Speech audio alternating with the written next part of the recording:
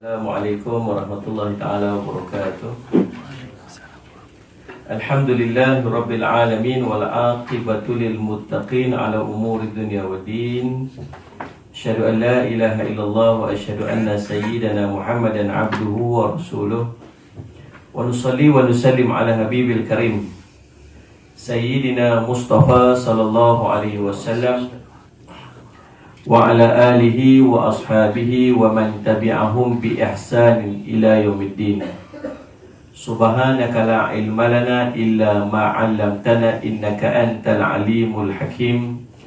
Qala rabbi shrah li sadri wa yassir li amri wahlul 'uqdatam min lisani yafqahu qawli. Bismillahi ma syaa Allah.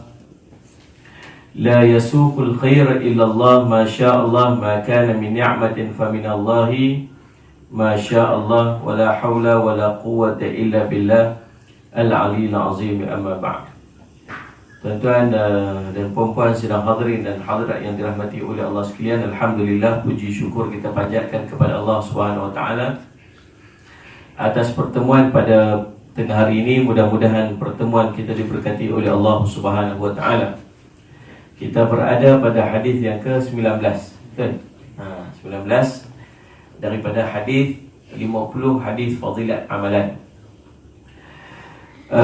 Musalli ala sayyidina Muhammad.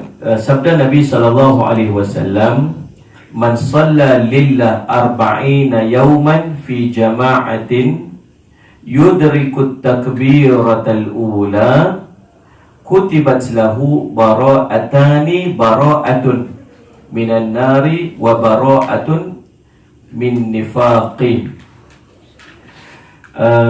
Salli ala sayyidina Muhammad.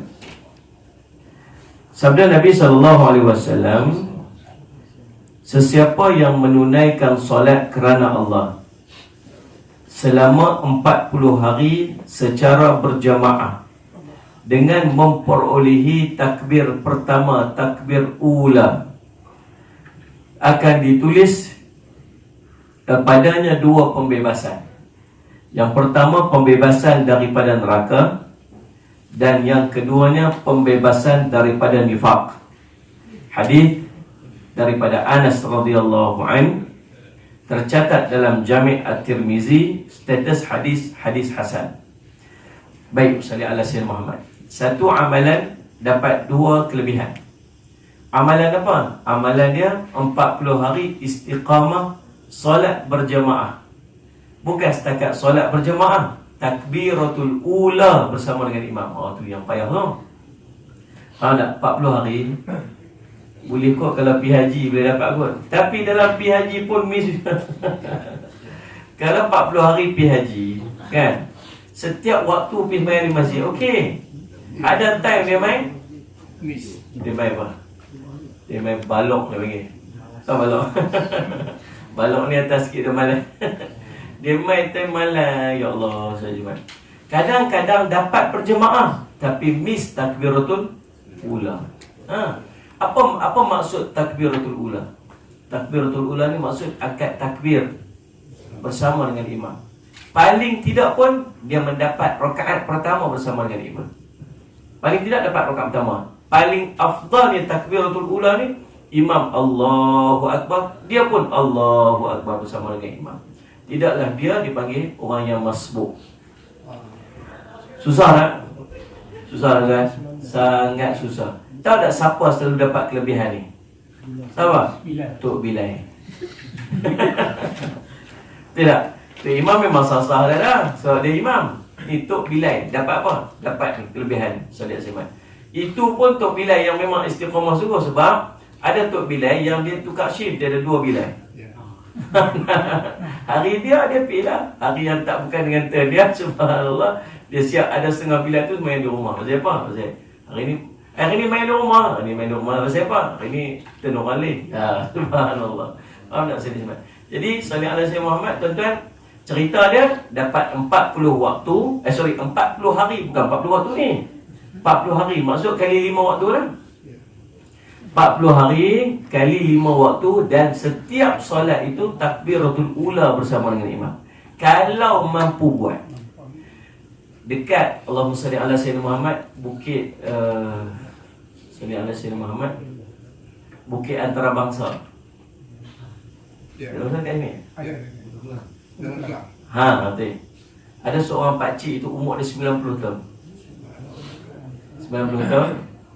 Dan dah 20 tahun dia istiqamah main masjid 20 minit sebelum azan. 20 tahun. Tak pernah miss satu waktu pun. Dia bayang tak? 20 tahun. Subhanallah. Tempat dia memang khas tempat tu. Imam kami dia duduk situ. Itu tempat dia. Khas tempat dia. Siapa pun tak kacau tempat dia. 20 minit sebelum daripada waktu semayang, dah 20 tahun. Dan sekarang umur dia 90 tahun. Kuat, sangat kuat lagi, steady lagi. Dah lah, relax ya. Subhanallah, sallallahu alaihi wasallam. Sampai hari tu, waktu tu ada program dengan Sultan Selangor main untuk berbuka puasa sekali dengan jemaah tu. Jadi arrangement tu ada berubah sikit sebab ada program buka puasa apa semua. Dia special, walaupun Sultan main, dia tetap dapat tempat tu. Cuma tadi kacau pasal buat 20 tahun lagi istiqamah. Masya Allah. Kalau 20 tahun bukan 40 hari, ini dah 20 tahun. Maka insya-Allah mudah-mudahan dia dapat daripada kelebihannya. Allah bagi dekat dia kesihatan. Tuan-tuan, orang yang istiqamah 40 tahun lah. 40 hari salli ala Sayyidina Muhammad, solat berjamaah, dan syarat yang kedua takbiratul ula bersama dengan imam, dia akan dapat 2 pembebasan. Yang pertama, pembebasan daripada api neraka. Pembebasan daripada api neraka ni satu benda yang sangat-sangat besar nilainya di sisi Islam, di sisi kita. Tuan-tuan boleh bayang tak? Neraka ni satu benda yang sangat dahsyat. Bila kita duduk di padang mahsyar nanti, subhanallah, waktu semua orang dah ready untuk ditimbang hisab. Tuan-tuan kena ingat, kita ni berdiri di tempat yang sama dalam satu riwayat yang dipetik oleh Imam sallallahu alaihi wasallam Muhammad Ibnu Katsir dalam kitab An-Nihayah fil Fitan wal Malahim. Berdiri di tempat yang sama itu satu riwayat 70 tahun. Dan siapa yang dapat berdiri dalam keadaan kaki dia letak macam ni, satu nikmat untuk dia. Kita kebanyakan manusia duduk dalam keadaan bijak di hujung-hujung jari disebabkan manusia terlalu ramai. Sesak dan padatnya, dan satu riwayat yang sebut matahari duduk di atas kepala kita tu 1 mil. Berpeluh ni Allah saja yang tahu. Nabi SAW cerita, ada yang tenggelam peluh dekat perut, ada yang dekat leher dia, ada yang tenggelam, ada yang tenggelam dalam peluh. Dan waktu tu kita akan menangis sampai tangisan kita tu, sallallahu alaihi wasallam Muhammad, sampai keluar air mata darah. Kita tak pernah tengok manusia menangis keluar air mata darah. Tapi hari tu kita akan tengok manusia macam mana keadaannya orang menangis keluar air mata darah. Sebab dah kering air mata kita, pun menangis lagi. Sebab terlalu lamanya, tak tahan dah kita ni. Waktu tu kita mula duk cari para Nabi. Nak minta apa? Bukan nak minta supaya kita ni masuk syurga. Kita nak minta supaya ditimbang hisab. Sebab kita dah tak larat dah tak tahan dah tunggu.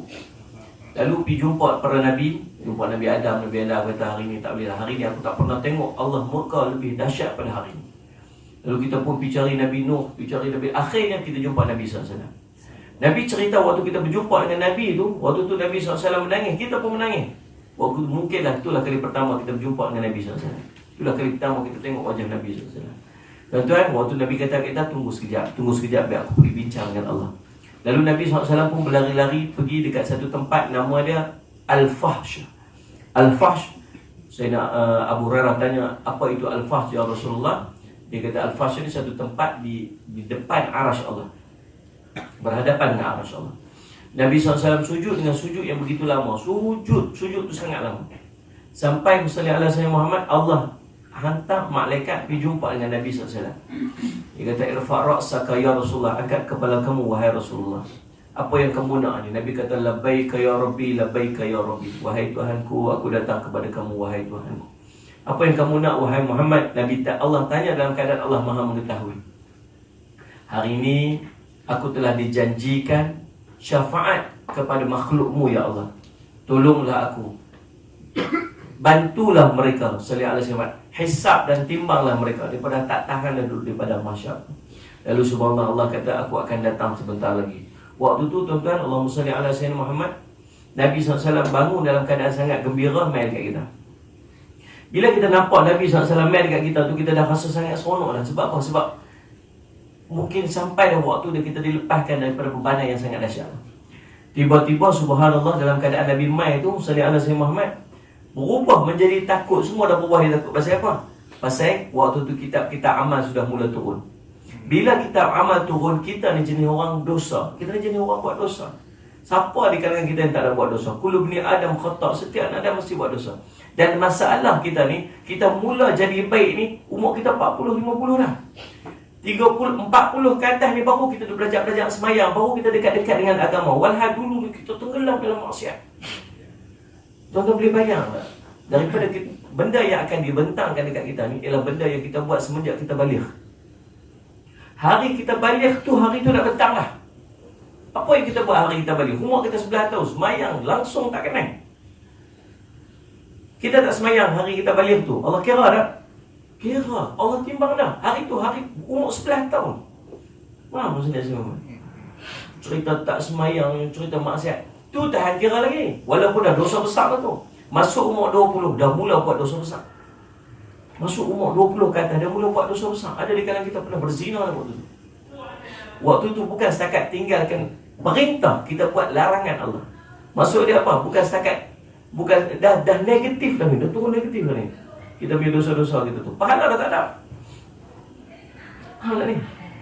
Berapa lama tenggelam dalam maksiat ni? 30 tahun tuan-tuan. Kita tenggelam dalam maksiat ni 30 tahun.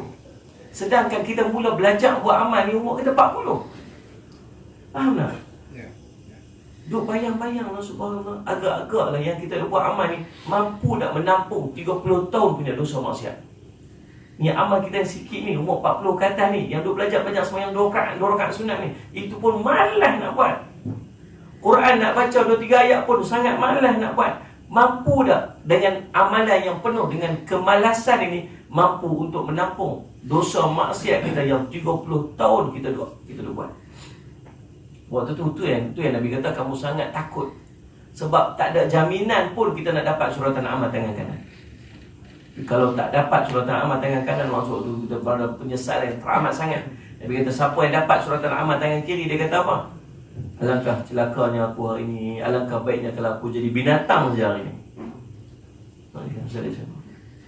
Allah, ketakutan. Bertambah ketakutan tu bila apa? Bila Allah perintah untuk kita mula bersiap-siap nak ditimbang hisab. Umat Nabi Muhammad, Allah bagi specialty, Allah bagi kelebihan untuk duduk di saf paling depan. Sebab kita akan dihisab dulu, kemudian sekali baru nak dihisab umat yang lain. Walau seorang awal daripada kita, itu pun nikmat sangat besar. Walau seorang yang duduk di depan kita tu, dia mendapat nikmat yang sangat besar. Sebab setiap orang, perkiraan untuk ditimbang hisab dia tu bukan ambil masa 1-2 hari. Yang nak dikira amalan dia tu tuan-tuan, subhanallah, itu sepanjang hidup dia. Kalau dia hidup 70 tahun, 70 tahun perkiraan, bukan 70 tahun. Satu amal yang dia buat, ini banyak kira dia. RM1 yang dia belanjakan, mungkin ambil masa hanya 5 minit. Tapi Allah nak tanya, duit RM1 tu mai daripada mana? Halal ke haram? Kalau dia haram, siapa kata dia halal? Pasal apa kamu belanjakan? Kamu pergi cari pula siapa yang kata halal tu. Kita pergi cari orang tu pula, RM1 belanja. Nak hisap tu mungkin makan tahun. Lepas tu belanja pergi ke mana pula? Pasal apa belanja kat sini? Tak tahukah benda ni haram? Siapa kata belanja kat sini halal? Pergi cari orang tu. Tuan-tuan tengok, RM1 belanja 5 minit. Nak ditimbang tu mungkin ambil masa tahun. Tuan-tuan boleh bayang tak? Kalau kita duduk belakang dia nak tunggu, berapa lama nak tunggu? Sebab tu subhanallah tuan-tuan sekalian, dahsyatnya mahsyar. Ini Allah Sayyidina Muhammad. Faham tak? Waktu tu subhanallah sallallahu alaihi Muhammad, tiba-tiba Allah kata apa? Malaikat Jibril pergi tarik neraka. Malaikat Jibril pergi panggil neraka mai. Malaikat Jibril pergi jumpa Malaikat Malik penjaga neraka. Kata Allah, dia kata, Malik, hari ini Allah panggil neraka. Umat Muhammad macam mana umat Muhammad? Umat Muhammad dah bersedia dah. Dia siap tunggu je untuk dihisab. Dia kata, aku takut umat Muhammad ni dia tak mampu. Dia ni lemah kecil-kecil. Tak mampu, bukan cerita tak mampu masuk neraka. Pandang neraka pun dah tak mampu dah. Dia kata, aku tak tahu wahai Malik, Allah panggil hari ini. Hari ini hari kiamat, hari ini hari kebangkitan. Malaikat 70,000 malaikat tarik neraka tu main duduk depan kita. Waktu neraka duduk depan kita tu, neraka tegak ni hitam neraka ni. Dan neraka punya mata, neraka punya suara. Nauman suara neraka tu boleh didengar sejauh 300 tahun perjalanan. Pandangan mata tu boleh dia boleh melihat sejauh 300 tahun perjalanan. Dan waktu tu Allah cerita dalam Quran keadaan kita, wa tarakulla ummatin jathiyah, kamu akan melihat manusia semua jatuh melutut. Melutut pasal apa? Takut sangat. Kita dah tak mampu berdiri lah. Dengan hitamnya neraka, Nabi SAW cerita neraka, sifat neraka ni, Allah bakar dia 100 tahun sehingga dia menjadi keputih-putihan. Dibakar dia sampai kemerah-merahan. Dibakar lagi 100 tahun di atasnya sehingga menjadi keputih-putihan. Dibakar lagi 100 tahun di atasnya sehingga dia menjadi hitam. Hitamnya neraka ni, kalau ahli neraka duduk dalam neraka, dia tak mampu untuk tengok tangan dia sendiri di depan dia. Sebab gelapnya neraka ni. Tadi Allah saya mahu. Bila tengok kita dah jatuh lutut lah, dah tak mampu untuk berdiri. Subhanallah, salli ala sayyidina. Kita ni orang berdosa. Waktu tu kita dah tengok dosa-dosa kita duduk atas bau-bau kita dah. Dah nampak dosa-dosa. Nisbah kepada dosa tu neraka. Tuan ingat bila kita buat dosa, dia ada 3 jenis orang.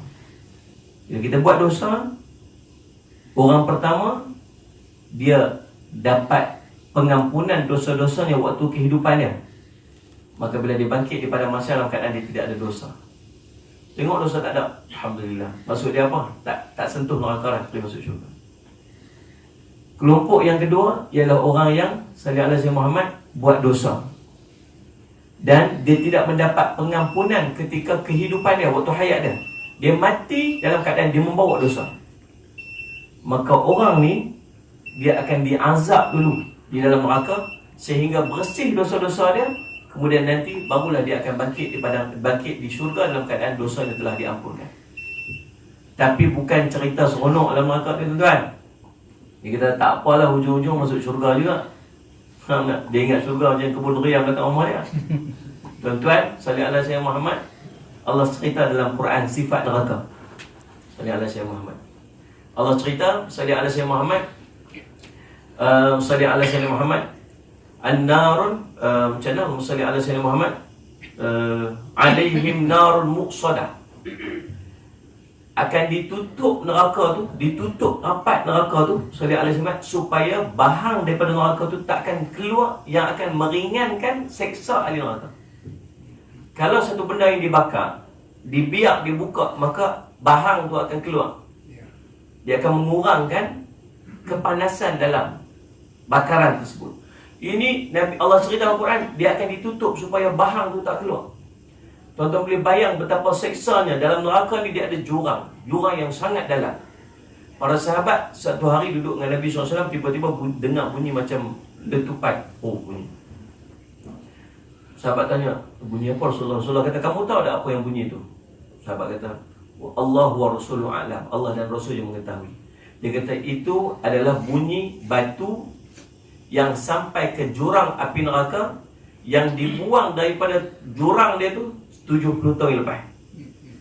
70 tahun lepas ni baru jatuh sampai ke dasar. Itulah jurang api neraka.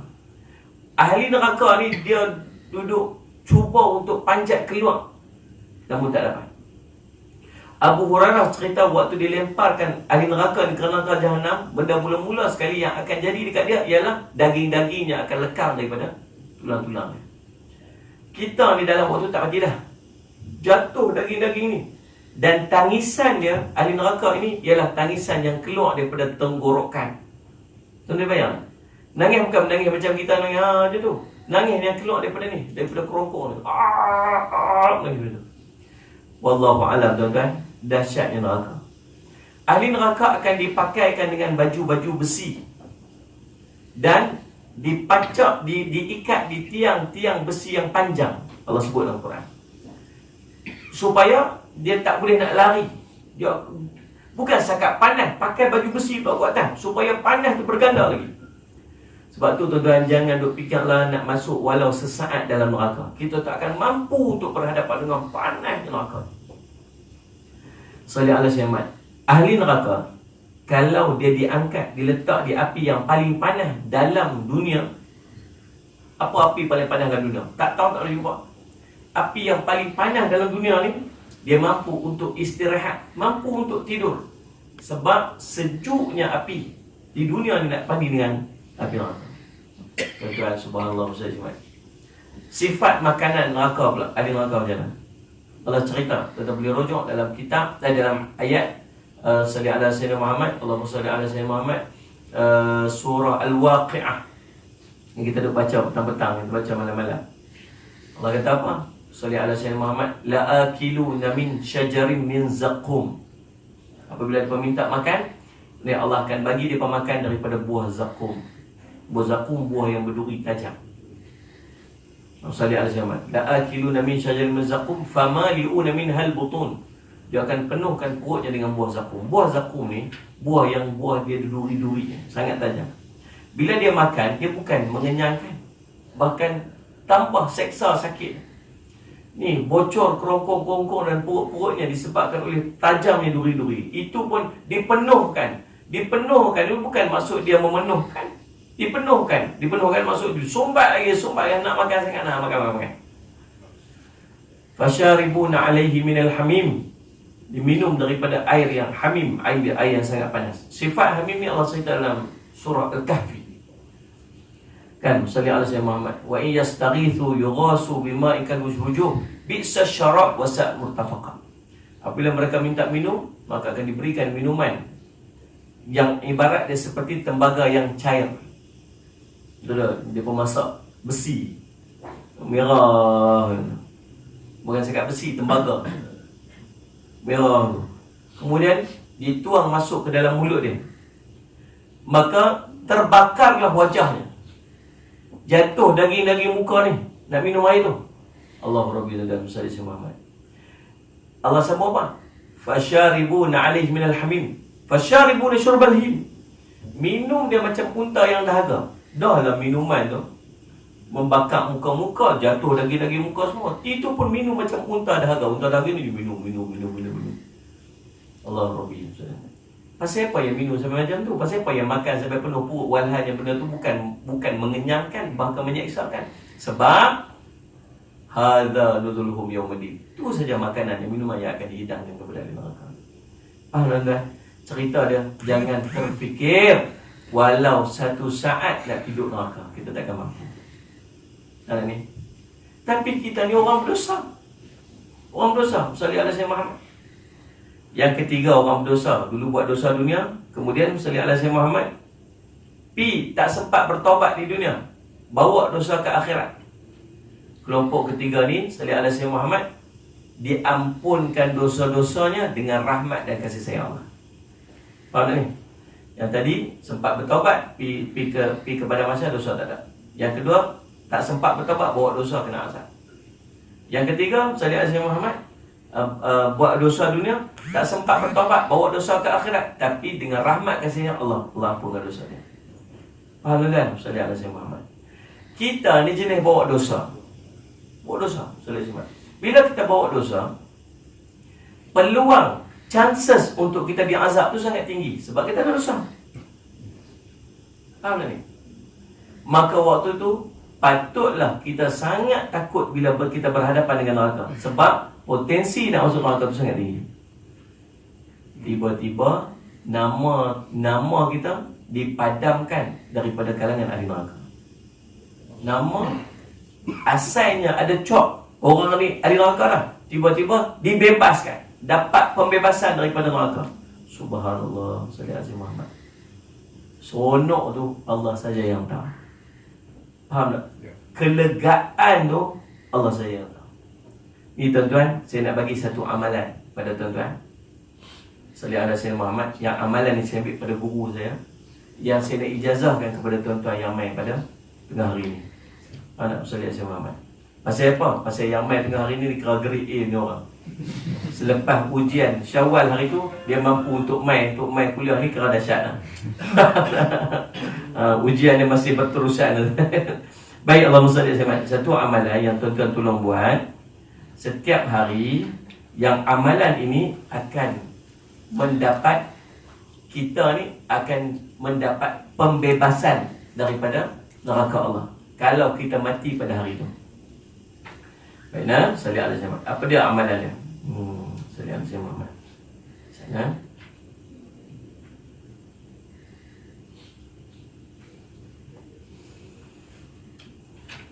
Allahumma salli alaihi wasallam. Sana. Cari tak jumpa dah.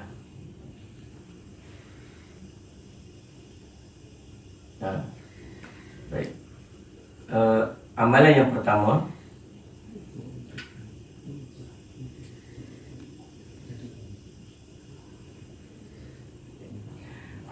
pertama, tuan-tuan, pada sebelah pagi dan pada sebelah petang, sebelum daripada masuk maghrib tu, tuan-tuan tolong baca sebelah pagi, selepas subuh, dan selepas pada waktu asar, tuan-tuan tolong baca Sayyidul Istighfar. Sayyidul Istighfar. Nabi SAW kata apa? Man qalaha minan nahari muqinan biha famata min yaumihi qabla an yumsiya fahuwa min ahli jannah. Wa man qalaha minal laili wa huwa muqinun biha famata qabla an yusbiha fahuwa min ahli jannah.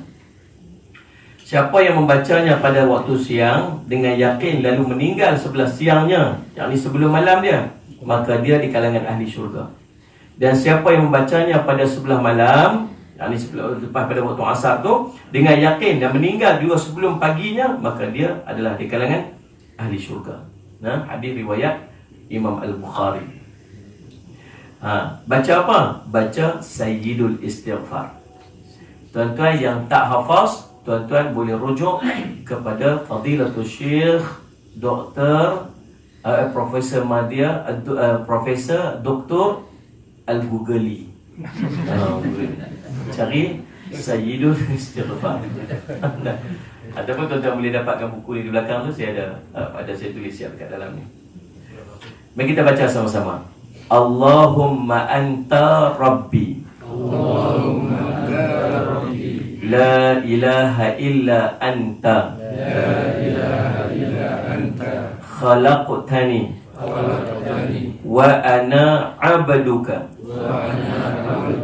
Wa ana ala ahdika. Wa wa'dika. Mastata'tu.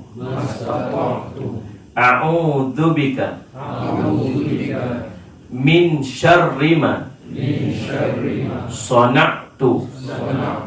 Abu'u laka. Bi ni'matika. Alayya. Wa abu'u bi dhanbi. Faghfirli. Fa innahu la yaghfirudz dzunub. La yaghfirudz dzunuba illa anta. Maksud dia, ya Allah, Engkaulah Tuhan, tiada Tuhan melainkan Engkau. Engkau telah menciptakan aku dan aku adalah hamba-Mu. Aku berada dalam janji untuk mentaati-Mu sejauh kemampuanku. Aku berlindung kepadamu daripada keburukan yang pernah aku lakukan. Aku mengakui semua nikmat yang telah Engkau berikan, dan aku mengakui semua dosa yang pernah aku kerjakan. Oleh itu ampunilah semua dosaku, kerana tidak ada yang boleh mengampuni dosa selain pada Engkau. Ini amalan kalau tuan-tuan buat sebelah pagi ataupun pada hari itu, tuan-tuan mati pada hari tersebut, maka tuan-tuan min ahlul jannah, daripada kalangan ahli syurga Allah. Kalau tuan-tuan baca sebelah malam, yakni selepas pada waktu asar tu baca untuk sebelah malam dia, kalau mati sebelah malam tersebut sebelum pagi, maka fahuwa min ahlul jannah, maka dia daripada kalangan ahli syurga. Itu satu amalan. Ini saya ijazahkan kepada tuan-tuan. Tuan-tuan kata qabilna. Terima tu. Maksud terima tu kena buat lah. Faham tak? Yang kedua, amalan ini pun sangat penting. Amalan ini sangat penting. Tuan-tuan tolong buat, jangan tinggal sampai bila-bila. Sebab amalan ini akan menyebabkan tuan-tuan akan dapat nanti pembebasan daripada neraka.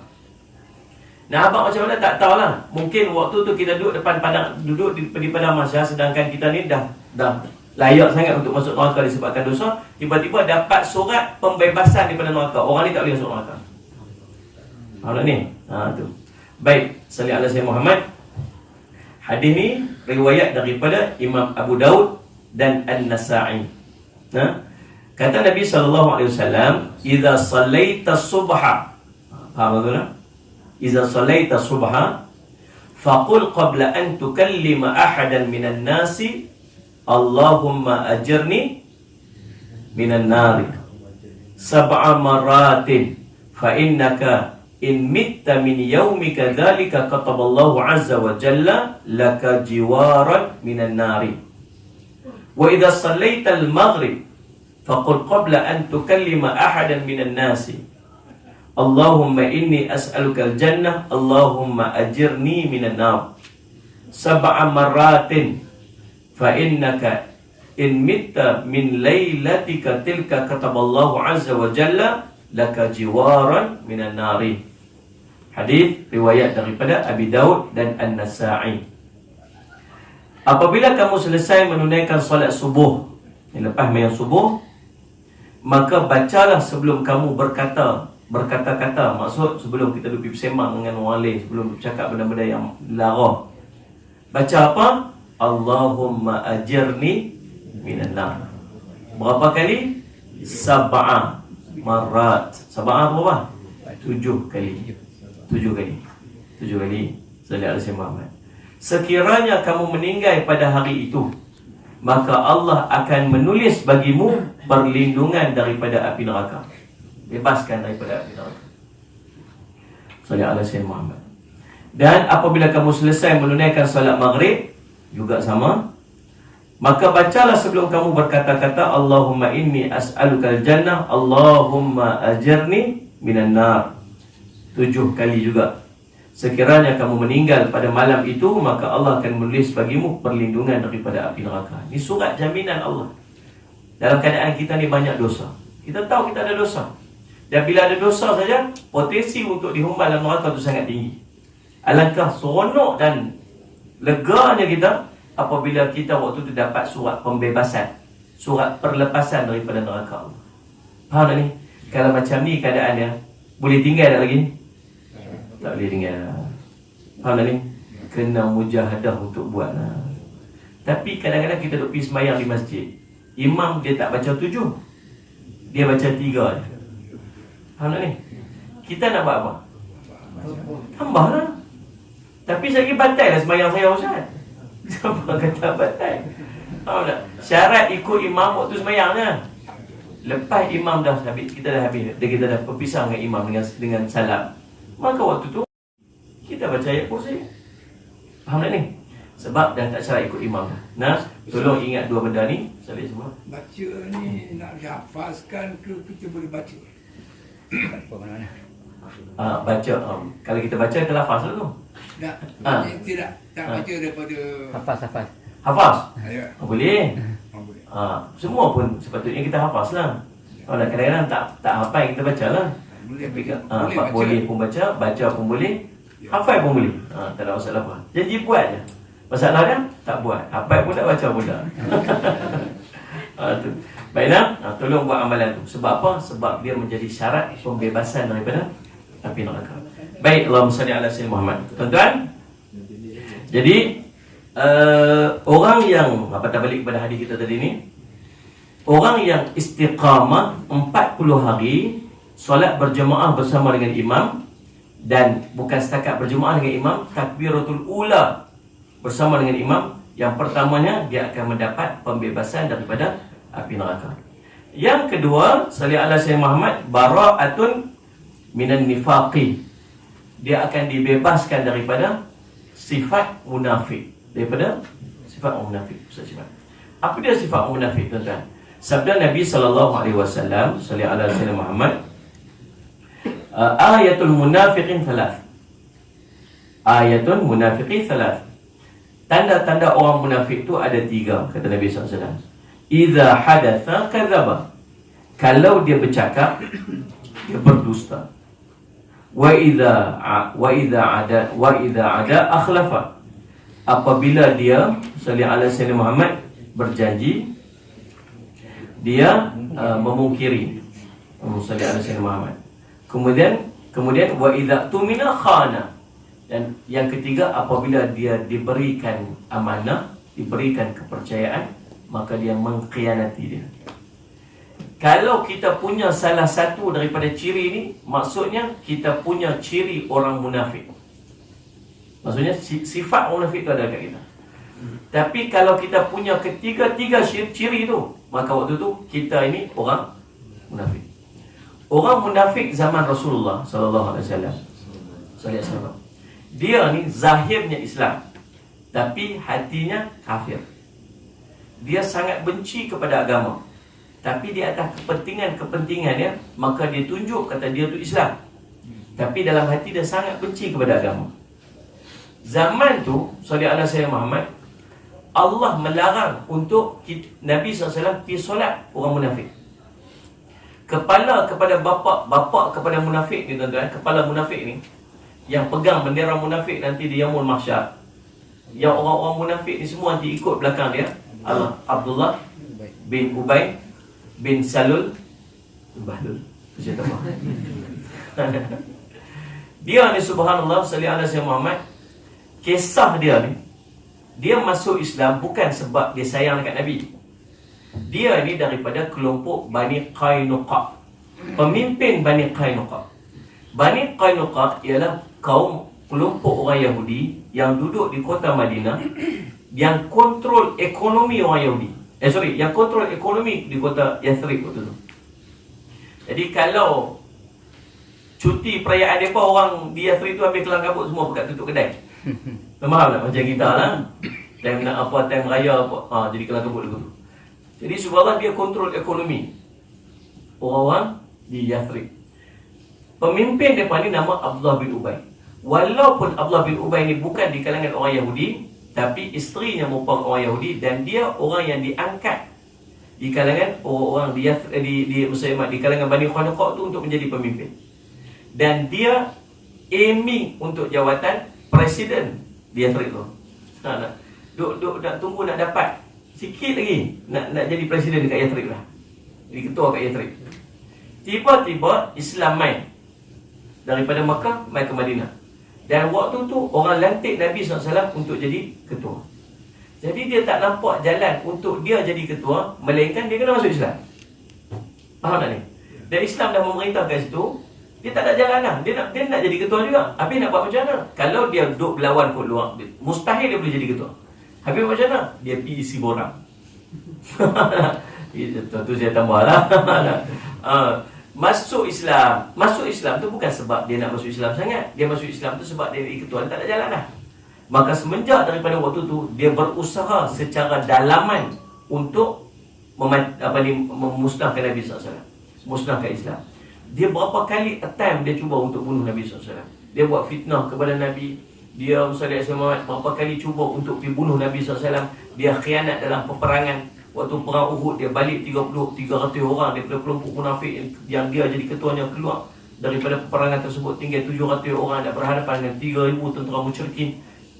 Macam-macam dia buat untuk mengkhianati Nabi SAW. Dan inilah ketua kepada orang munafik.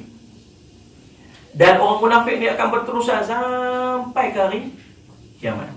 Waktu matinya Abdullah bin Ubay, dia pesan dekat anak dia nama Abdullah. Dia kata, wahai Abdullah, sallallahu alaihi wasallam Muhammad, wahai Abdullah, nanti bila aku mati, kata dia kepada anak dia tu, tolong bagi tahu dekat Nabi, aku nak ambil jubah dia untuk aku pakai. Tolong kafankan aku dengan jubah Nabi SAW. Nak tabaruk dengan kubah jubah Rasulullah SAW.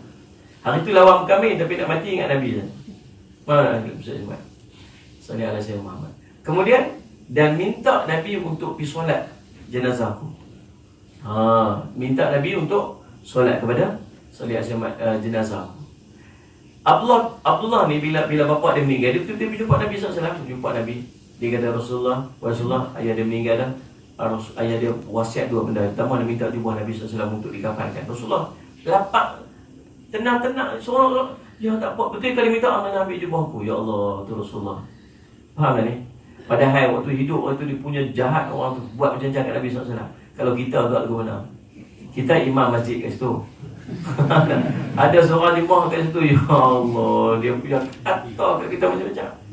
Cukup anti lah. Bukan setakat anti tu, ambil gambar kita viral kat Facebook apa semua. Tiba-tiba dia mati, pesan kat anak dia, nak ambil jubah tu imam. Kita kata apa? Jangan harap. Allah. Tapi Rasulullah tu kan dengan senang hati, betul kau nak ambil. Bukan setakat tu Rasulullah dia minta untuk jadi imam sepanjang jenazah dia. Oh tak apa saya pergi. Waktu tu Sayyidina Umar pitah Rasulullah. Rasulullah kata jangan pergi, Rasulullah jangan pergi. Allah lah, dia ni orang munafik ni. Kenal orang munafik waktu tu. Semua orang tahu kata dia tu munafik. Dia ni orang munafik Rasulullah. Walau aku terpaksa minta ampun kepada Allah 70 kali untuk pihak dia, aku akan minta ampun, kata Nabi SAW. Tiba-tiba Allah turunkan ayat Salli asmat la tusalli, janganlah kamu solat ke atas mereka itu abadan, sampai bila-bila.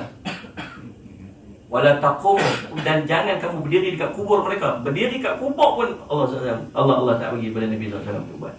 Munafik. Tapi kita ni, zaman kita ni, kita tak kenal zaman Nabi. Nabi kenal lah siapa orang munafik. Sebab Allah beritahu dekat dia. Malaikat Jibril beritahu kat dia. Kita tak tahu. Jangan duk pergi kata pula orang tu munafik. Ni munafik suruh. Faham tak? Aku tak pergi mayang kat kubur. Faham tak? Tuan-tuan, bukan kita nak menilai orang munafik. Sebab kita tak tahu. Faham tak ni? Selesai zaman tuan-tuan. Selebihnya kita serah dekat Allah. Baik, Allahumma salli alaihi. Maka pada zaman kita ni, walau macam mana fasidnya dia sekalipun, tuan-tuan, pergi sembahyang jenazah dia. Sebab kita tak tahu sebenarnya dia tu macam mana. Ada seorang lelaki pada satu ketika, satu zaman. Dia ni tuan-tuan, subhanallah, seimat waktu jenazah dia, waktu orang jumpa jenazah ni, duduk macam dihina di tengah bandar. Dia ni tua dah. Tengok dia ni hampir lunyai dah tubuh dia tu. Satgi orang main tendang, dia mati. Duduk kat tengah pekan tu, sampai dah hampir lunyai dah tubuh dia. Satgi orang lalu kau ditendang, tendang. Orang hina jenazah dia. Lalu subhanallah, tiba-tiba kebetulan lalu raja waktu tu. Raja lalu tengok, ni pasal apa buat macam ni? Oh, dia ni orang maksiat, wahai sultan. Kami kenal dia ni orang maksiat ni. Sallallahu alaihi Muhammad. Siang-siang kami nampak dia pergi beli arak. Malam-malam kami nampak dia pergi ke tempat-tempat pelacuran. Kami nampak orang tua ni. Dia ni orang yang sangat hina. Kami benci dekat dia. Semua orang main duk terjadi. Dia kata, jangan macam tu. Walau macam mana pun dia tetap orang Islam. Mari kita uruskan jenazah dia. Raja suruh. Lalu Raja perintah kepada pegawai-pegawai dia untuk angkat jenazah dia buat balik ke rumah. Bila sampai ke rumah, isteri dia tengok-tengok sudah menangis. Isteri dia kata, subhanallah, betul lah wahai sultan, wahai sultan. Dia kata, saya duk kata dah, macam ni lah dia akan kena, macam ni dia kena. Tapi dia duk bagi tahu dekat saya. He keep on telling me, bini dia kata. Dia duk bagi tahu dekat saya yang satu hari bila dia mati, sultan dan seluruh rakyat akan main jenazah. Dia duk bagi tahu sultan dan seluruh rakyat akan main jenazah dia. Dia kata begitu. Dia kata subhanallah. Tapi macam inilah keadaan dia wahai sultan. Saya tengok dia macam ni. Kemudian apa yang dia buat ni sampai orang benci sangat dekat dia ni. Saya duk kata dekat dia, jangan duk buat macam tu. Tapi dia nak buat juga. Dia buat apa? Dia pergi kerja. Bila dia dapat sikit duit, dia akan pergi ke pekan, pergi cari kedai-kedai yang menjual arak. Dia beli arak-arak tu bukan sebab dia nak minum. Dia beli arak tu, kemudian arak-arak tu semua dia pergi tuang dekat dalam sungai. Dengan harapan bila dia beli tu 10 botol arak, 10 orang tak dapat minum arak pada hari tu. Faham tak? Dia buat macam tu supaya orang tak boleh buat maksiat. Kemudian malam-malam dia pergi ke tempat-tempat pelacuran. Bukan dia pergi untuk pergi melanggar pelacur, tapi dia memberi upah kepada pelacur-pelacur tu. Nah, upah kamu jangan melacur hari ni. Dah ambil duit kamu siap-siap. Supaya hari itu dia terselamat daripada pelacuran berzina, dan dia juga menyelamatkan orang lain daripada berzina. Dia kata, tapi manusia melihat dia buat maksiat. Manusia tu nampak macam dia buat maksiat. Walau dia buat tu untuk selamatkan orang daripada maksiat. Waktu tu dia kata, ya Allah betapa mulianya, subhanallah. Maka waktu tu Sultan arahkan seluruh rakyat untuk berhimpun sembahyang jenazah. Dah faham tak? Cerita dia kadang-kadang sallallahu alaihi wasallam Muhammad, kita tak erti nak judge orang, bukan kita untuk menilai hati orang. Sallallahu alaihi wasallam Muhammad. Nanti di padang mahsyar dalam satu hadis qudsi, orang akan beratok untuk masuk syurga. Orang akan beratok untuk masuk. Waktu tu Allah kata dekat malaikat, lempak ni masuk neraka, lempak ni masuk neraka, ni lempak masuk neraka, ni masuk syurga, pun masuk neraka. Malaikat kata apa? Ya Allah, kami bersaksi kebaikan-kebaikan mereka ni. Kami yang duk tulis kebaikan-kebaikan mereka ni. Pasal apa nak lempak dalam neraka pula? Waktu hidup dia ni buat baik, kami duk catat. Allah kata apa? Wahai malaikat, kamu hanya menyaksikan dan mencatat perbuatan zahir mereka, tapi aku menilai apa yang ada dalam hati mereka. Cerita dia, kita manusia ni mampu tengok pada zahir saja, tapi hati kita tak tahu. Jadi subhanallah, Ustaz Ahmad, tuan-tuan nak cerita, nak letak orang tu munafik, orang ni tak munafik, orang ni kafir, orang munafik tu bukan hai kita tak erti. Faham tak kalian? Kita serah balik kefasikan dan kemaksiatan tu kepada Allah, bukan kita untuk menghukum. Maka tuan-tuan, Allahumma salli ala sayyidina Muhammad, Allahumma salli ala sayyidina Muhammad. Waktu tu Nabi SAW tahu, sebab ada senarai yang diberikan kepada Nabi SAW orang-orang munafik. Cumanya para sahabat nak tahu. Dia kata apa? Dia kata, kalau kami nak kenal orang munafik di kalangan kami, tanda orang munafik waktu tu, kalau sahabat cerita ni, kalau kami nak kenal orang munafik di kalangan kami pada zaman tu, mereka tidak keluar untuk sembahyang subuh dan isyak secara berjemaah. Sama tu. Jadi subhanallah, apa senyum saya apa? Saya cerita zaman tu. Waktu tu subhanallah, semua orang pergi sembahyang subuh, sembahyang isyak jemaah. Tapi ada orang yang tak keluar. Yang tak keluar tu, itu di kalangan orang munafik. Sebab apa? Sebab waktu lain boleh berlakon pergi. Tapi waktu subuh, nak bangkit, nak apa, nak berlakon sangat susah. Faham tak tuan-tuan sekalian? Jadi subhanallah, sallallahu alaihi Muhammad, dia tak mampu untuk pergi sembahyang subuh, dia sembahyang isyak berjemaah. Subhanallah, sallallahu alaihi Muhammad. Tuan-tuan sekalian, tu cerita dia. Baik. Zaman kita nak tengok siapakah orang yang ada ciri-ciri orang munafik. 3. Yang pertama, bila dia bercakap, dia suka bercakap bohong. Kenal tak Din tu? Ada Din kat sini. Saya hidup tengok dia pula.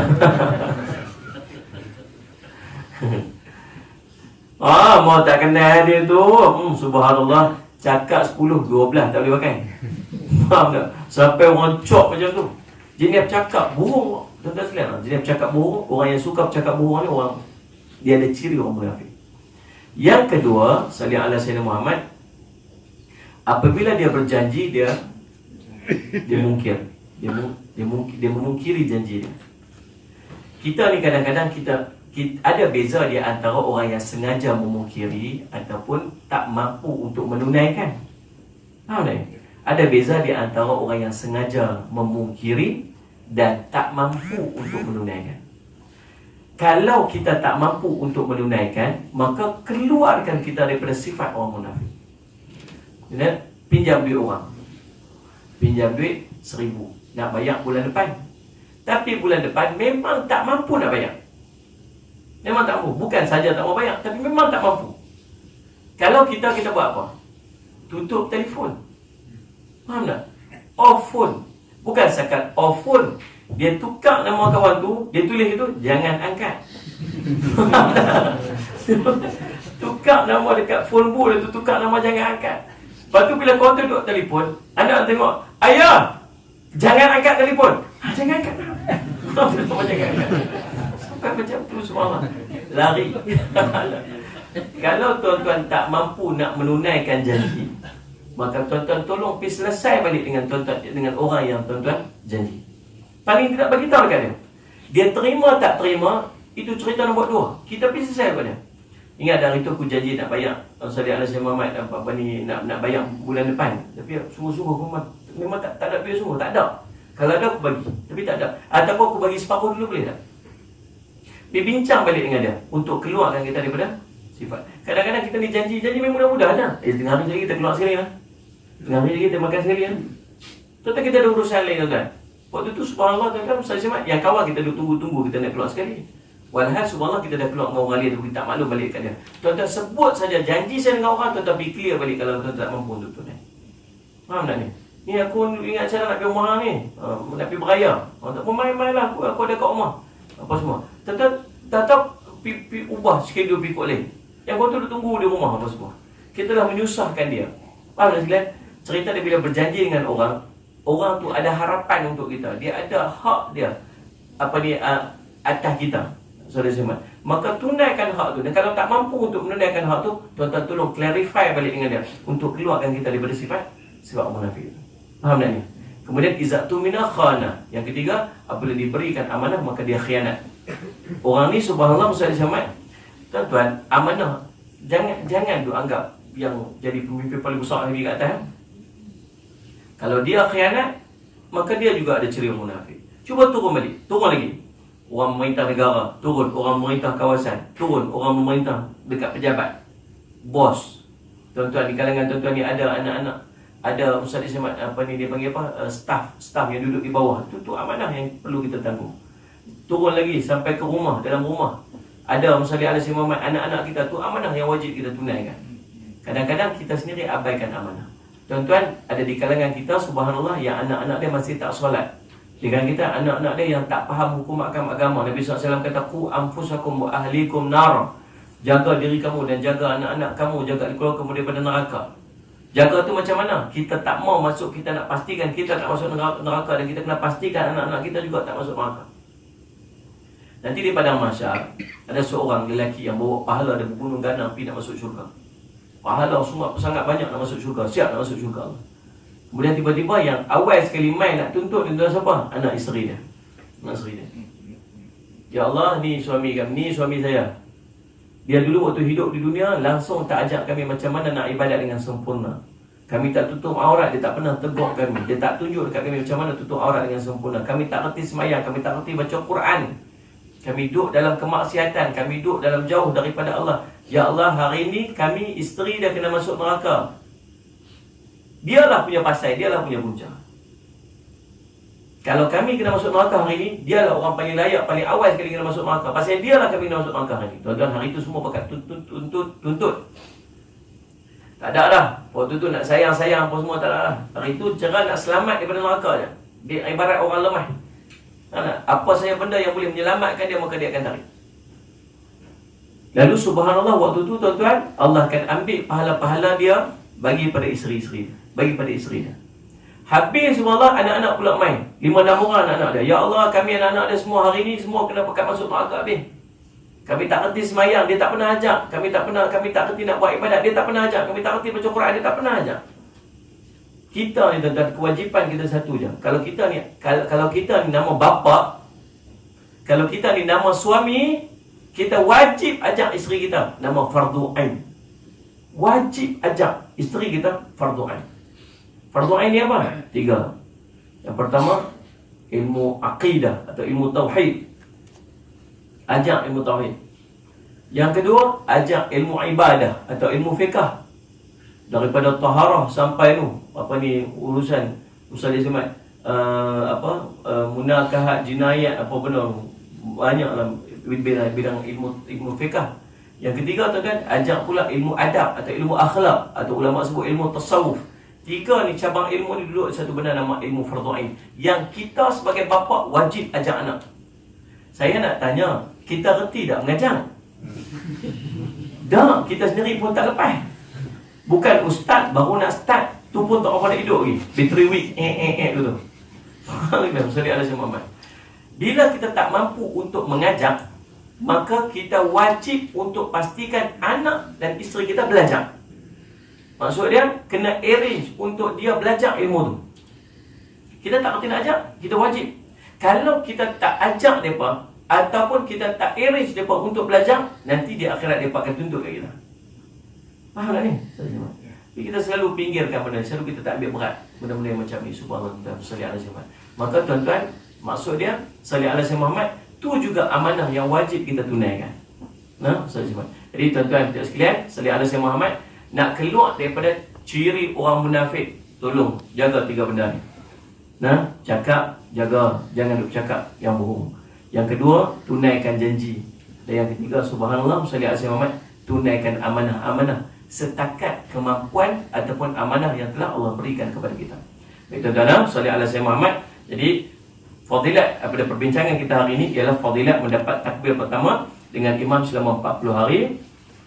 Bukan setakat sembahyang berjamaah, tetapi juga subhanallah takbiratul ula selama 40 hari dia akan dapat dua pembebasan. Yang pertama pembebasan daripada api neraka, dan yang kedua pembebasan daripada nifaq ataupun munafik di sisi Allah Subhanahu wa taala. Wallahu subhanahu wa taala alam. Aqulu qawli hadza wa astaghfirullah li wa lakum. Wassalamualaikum warahmatullahi taala wabarakatuh. Bismillahirrahmanirrahim. Alhamdulillahirabbil alamin. Wassalatu wassalamu ala rasulihil amin sayyidina Muhammad wa ala alihi wa sahbihi ajma'in. Allahumma faqihna fid din wa 'allimna ta'wil waj'alna min ibadikas salihin wahdina siratal mustaqim. Allahumma arina haqqa haqqan warzuqna ittiba'ah wa arina batila batilan warzuqna ijtinabah. Wa sallallahu ala sayyidina Muhammad wa ala alihi wa sahbihi wasallam. Walhamdulillahirabbil alamin. Tuan-tuan yang masih berhajat untuk mendapatkan buku amalan mengangkat darjat kita ni, insya-Allah yang tadi kita baca tentang apa ni Sayyidul Istighfar, kita baca tentang Allahumma ajirni minan nar, dan banyak amalan-amalan lagi daripada bangkit tidur sampai tidur balik. Itu ada dekat belakang tu, insya-Allah harga RM12. Dan kepada tuan-tuan juga berhajat untuk bagi sikit wakaf untuk Kompleks Islam Darul Faizin. Dia tinggal seredak dah, dah lepas raya lah. Ketuk pun tinggal seredak lah, poket pun tinggal debu. Yang mana baki-baki itu kuasa nak bagi wakaf sikit, ahlan wa sahlan. Kami sangat-sangat meraihkan dan sangat mengeluh-ngeluhkan, insya-Allah. Wallahu subhanahu wa ta'ala.